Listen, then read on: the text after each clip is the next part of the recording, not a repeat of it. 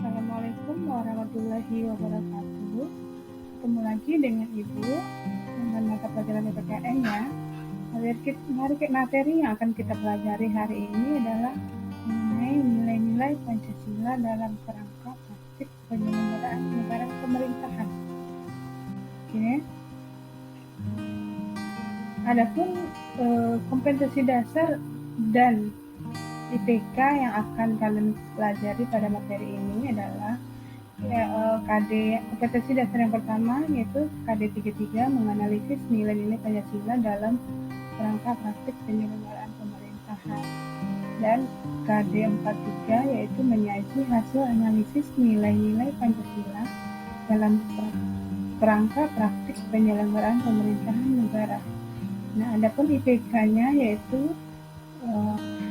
331 memahami nilai-nilai Pancasila dalam kerangka praktik penyelenggaraan pemerintahan negara, menerapkan nilai-nilai Pancasila dalam kerangka praktik penyelenggaraan pemerintahan negara, menganalisis nilai-nilai Pancasila dalam kerangka praktik penyelenggaraan pemerintahan negara, dan menyaji hasil analisis nilai-nilai Pancasila dalam kerangka praktik penyelenggaraan pemerintahan negara.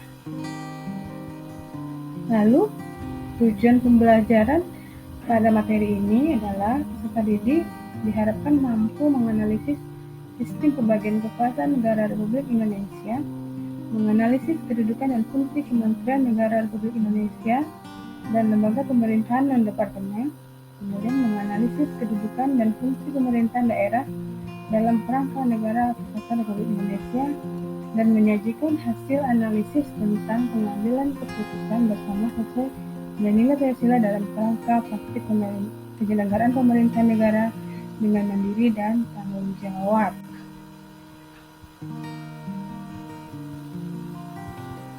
Nah, baiklah, adapun materi yang akan kita pelajari yaitu yang pertama sistem pembagian kekuasaan, kemudian yang kedua kedudukan, fungsi dan pemerintahan negara Republik Indonesia dan lembaga dan departemen, kemudian kedudukan dan fungsi pemerintah daerah dalam kerangka NKRI, kemudian nilai-nilai Pancasila dalam penyelenggaraan pemerintahan.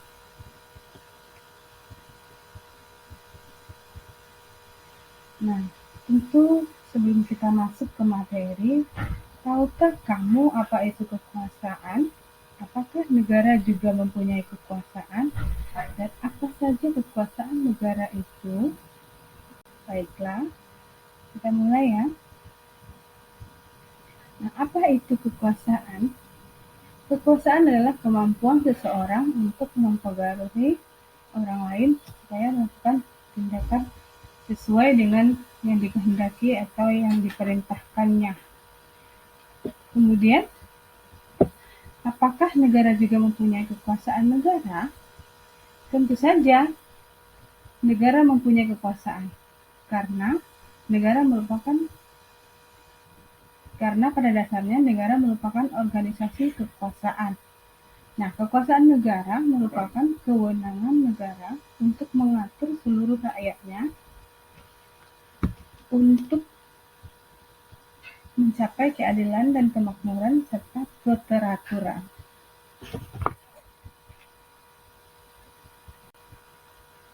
Nah, lalu apa saja kekuasaan negara itu? Nah, ada dua ahli yang berpendapat. Yang pertama yaitu menurut John Locke, di mana dia membagi kekuasaan menjadi 3 macam, yaitu yang pertama kekuasaan legislatif, yaitu kekuasaan untuk membuat atau membentuk undang-undang. Yang kedua, kekuasaan eksekutif, yaitu kekuasaan untuk melaksanakan undang-undang.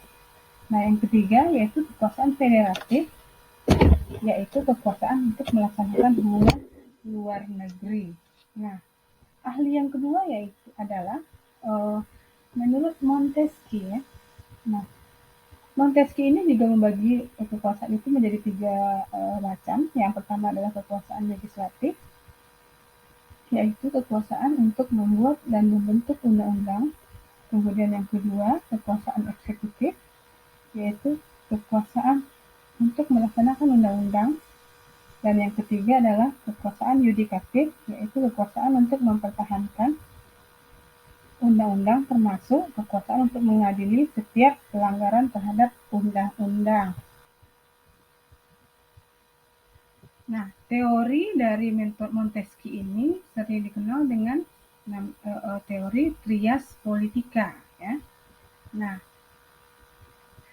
pendapat yang dikemukakan oleh Montesquieu merupakan penyempurnaan dari pendapat John Locke, sehingga teori Montesquieu ini dinamakan dengan teori trias politica.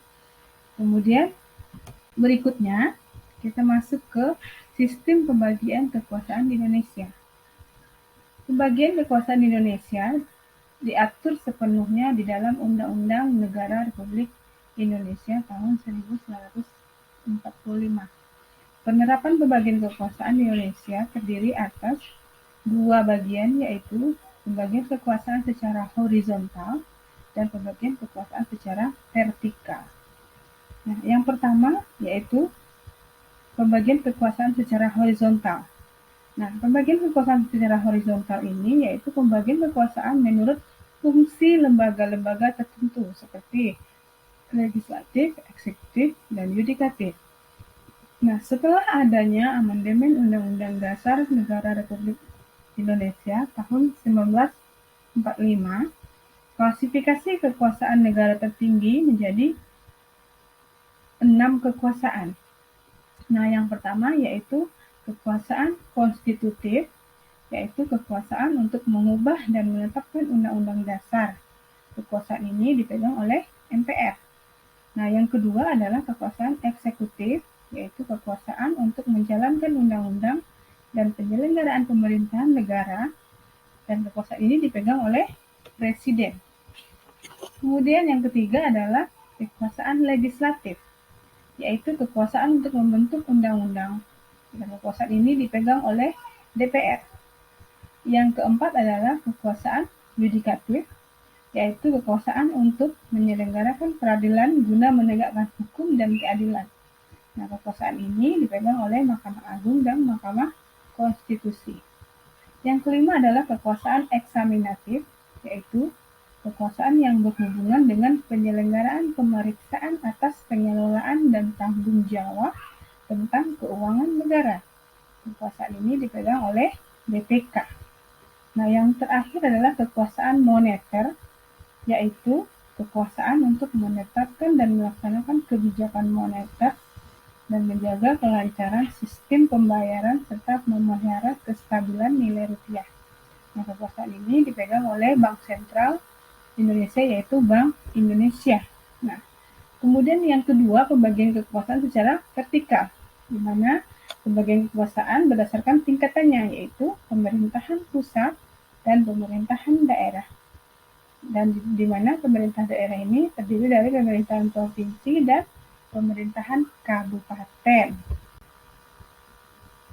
Nah, untuk tugas Ananda hari ini, silahkan Ananda cari tugas dan wewenang itu minimal 3 buah dari masing-masing lembaga yang tadi, yang mulai dari MPR, DPR, DPD, Presiden, MA, MK, KY. Anda kerjakan di dalam buku catatannya masing-masing, kemudian difoto dan dikirimkan ke WA Ibu, ya. Nah, untuk materi ini sekian dulu, dan untuk pertemuan berikutnya kita akan membahas kedudukan dan fungsi Kementerian Negara Republik Indonesia dan lembaga pemerintahan non-departemen. Terima kasih atas perhatiannya. Wassalamualaikum warahmatullahi wabarakatuh.